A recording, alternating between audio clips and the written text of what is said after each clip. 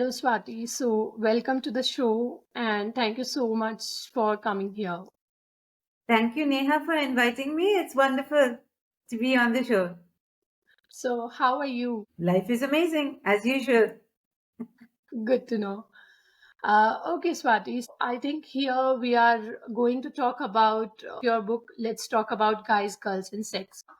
And I think it takes courage to write on such a topic. It requires thorough research before publishing, and I'm sure you would have gone through crazy rounds of editing while publishing this book. But I really want to know what actually inspired you to write about this topic.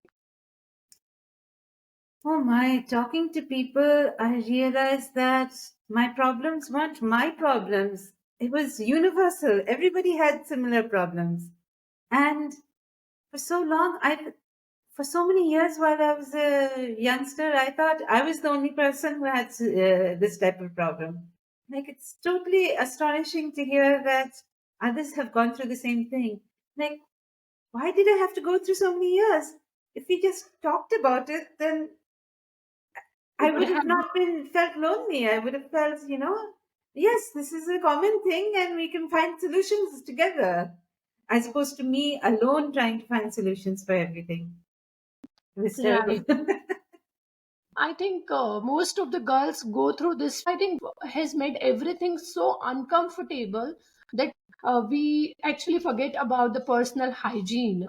We forget about taking care of ourselves as a woman, as a girl. So this is during your teenage years. You were aware of all those things, or much later in your life you realize that you really need to know. And what was your source of information? Like, were you able to get through this information through your parents, or how did you get through all of this? I think when I became a parent, that's when it started occurring to me that how am I going to teach my kids about sex education? I mean, I don't want them to go through pain. So I wanted to be able to talk about the topic with them, and I didn't know how to because I did not. Yes, my parents talked about menstruation openly in the house.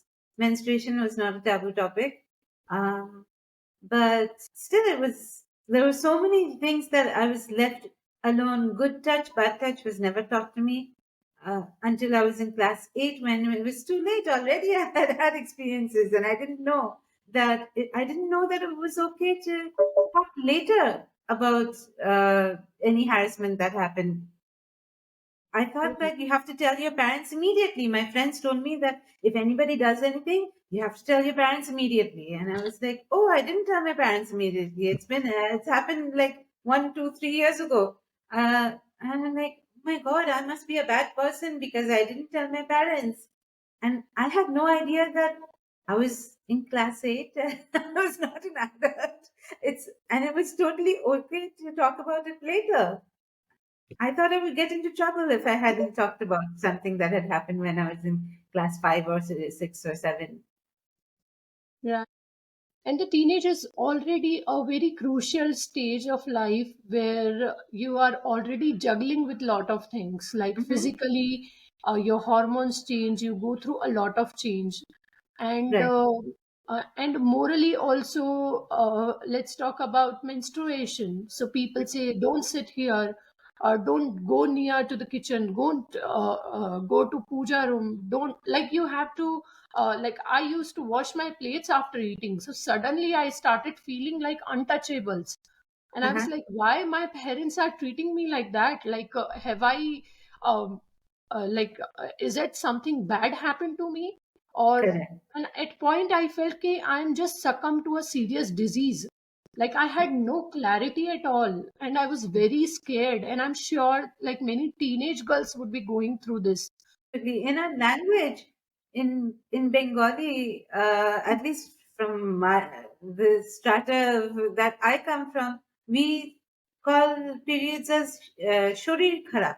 Sharir kharab. Hmm. That is the word for menstruation. Sharir kharab. Oh, sharir kharab. So you immediately think that, uh, I'm sick Yeah. because menstruation comes every month and I'm sick during those days. And You mentally just are prepared to be feeling sick because you're calling it sickness, basically. Right. And that too, it is a natural process. It's a natural process. And if you think ahead of time that you're going to be sick, you're going to feel even worse. It's only when Right, you start thinking that positively, that yes, I'm a woman. I This is how I'm going to reproduce someday. Someday I'm going to have kids, and this is the process through which I'm going. This is a preparation for that. right, This menstruation is what is allowing me to has allowed me to prepare to have kids. I love my kids. There's nothing I would do with to replace that feeling. And this period, this menstruation is what allowed my body to clear up for kids. It's a right, beautiful thing.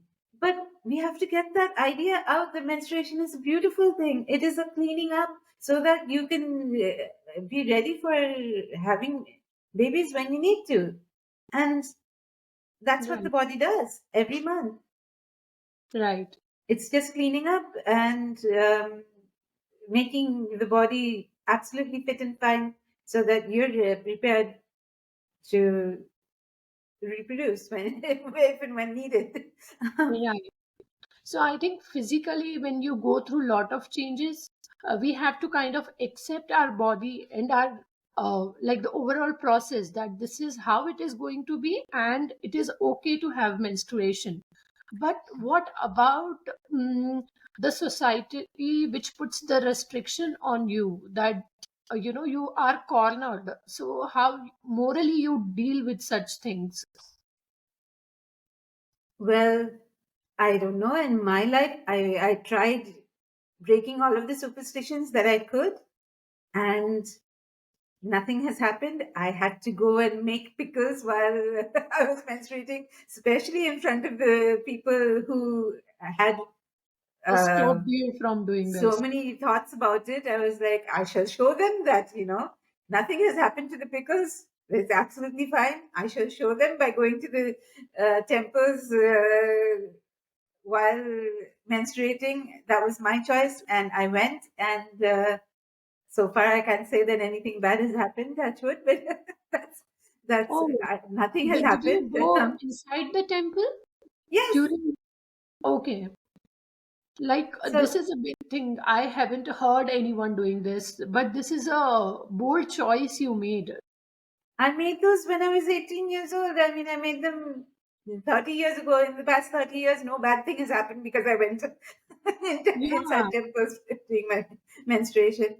Of course, I went to temples where they don't check for whether you have menstruation, whether you're menstruating or not, which apparently they're doing in some temples in India. But I went to temples where they didn't look at that. But I just walk in, yes. But Um, do they check in also? Like, I'm not aware of it. Like, any temples in India would do that?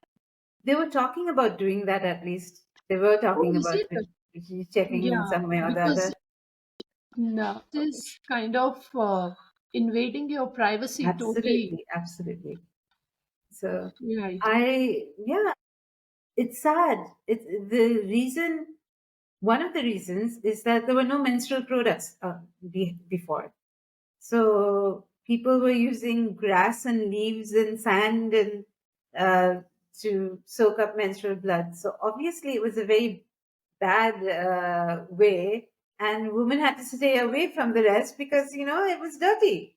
You can't be Yeah. bleeding onto grass and leaves and Right, right. expect to be sanitized. But that's not the case. Now we have water, we have soap, we have bathroom pads, we have tampons, we have menstrual cups, we have so many ways of keeping ourselves clean. So Hmm. why would you worry about it? But yes, Yeah. back in the days when there was only sand, you had to sit over a pile of sand during those 5 days and then menstruate onto the sand and then throw the sand out because there was no other product out there. Oh, but I remember I have used cotton cloth and Mhm. that I have to wash it and reuse it.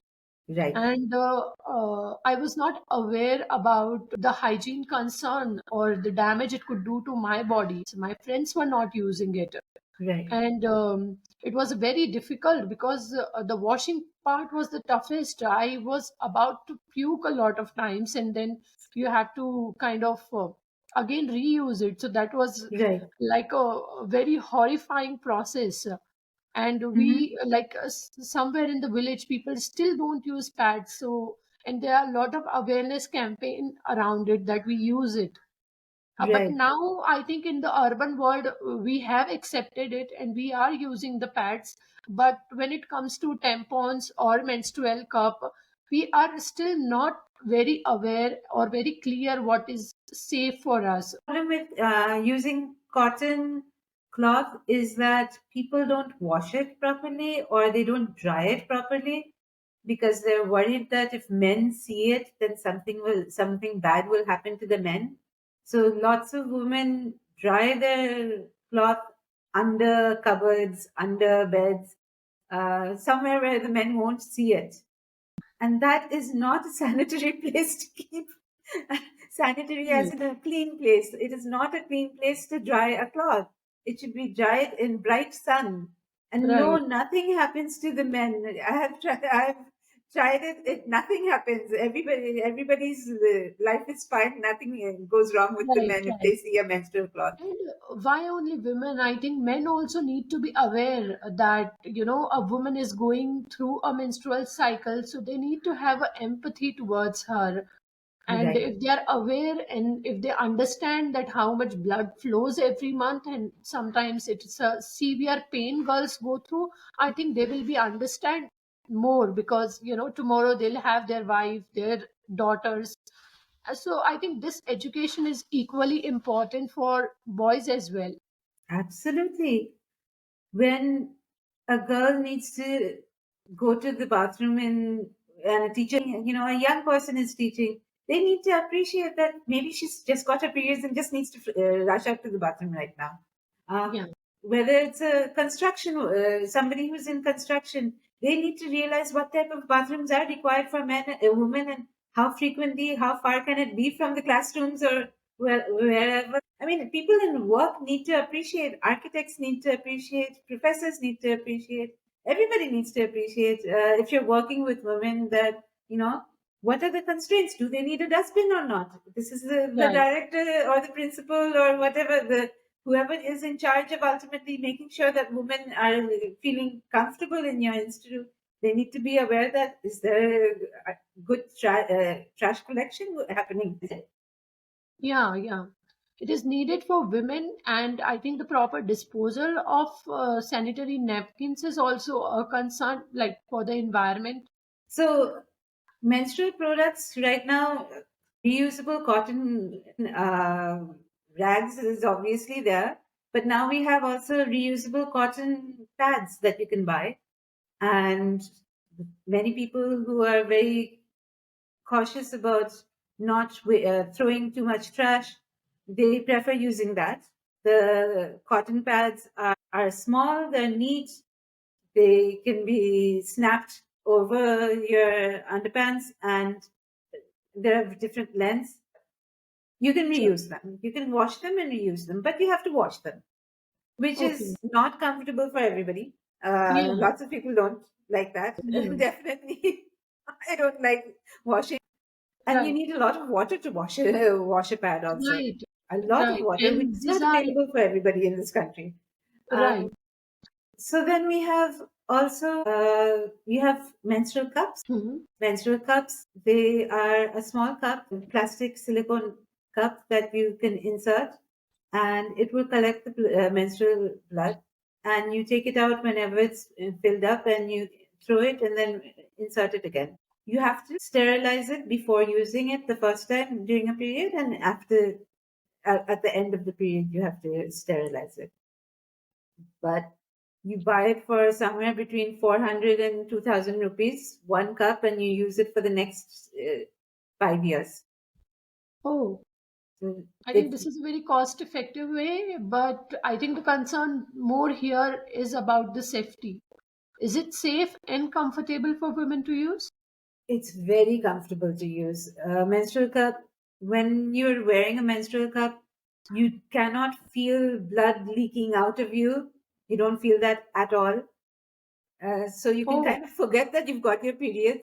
If you're using a regular sanitary pad, then if you've worn it for too long, it can start smelling bad because of the bacteria that's growing on it, or it can cause rashes. Menstrual cups do Mhm. not give rashes. They do not give uh, bad smell, and you don't feel that anything's leaking, so it feels free. People are worried about whether it will break the hymen or not, and it could potentially break the hymen.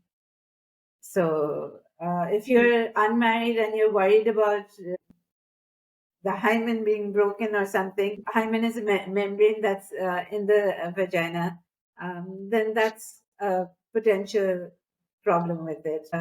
Otherwise, it's quite a nice product. Otherwise, obviously, the sanitary and pads that like Stayfree, Whispers, Carefree, Ye- whatever company you use, Right. those are there. Those you have to throw away every time you use them. It's a expense. It's what has been used quite a lot in urban areas for the last 20, 30, 40 years Right. in urban areas, but obviously by people who could afford it. And then you have tampons, which Hmm. is available only in urban areas usually. I think, yeah, it is now easily available in market, and Hmm. people go and buy and try menstrual cup also. Like Right, you're right. saying that it is safe. So I'm sure you want more dosage of this conversation. So no worries. The whole episode is available on Spotify and Google Podcasts. So keep listening. Stay tuned for more such episodes. Thank you so much.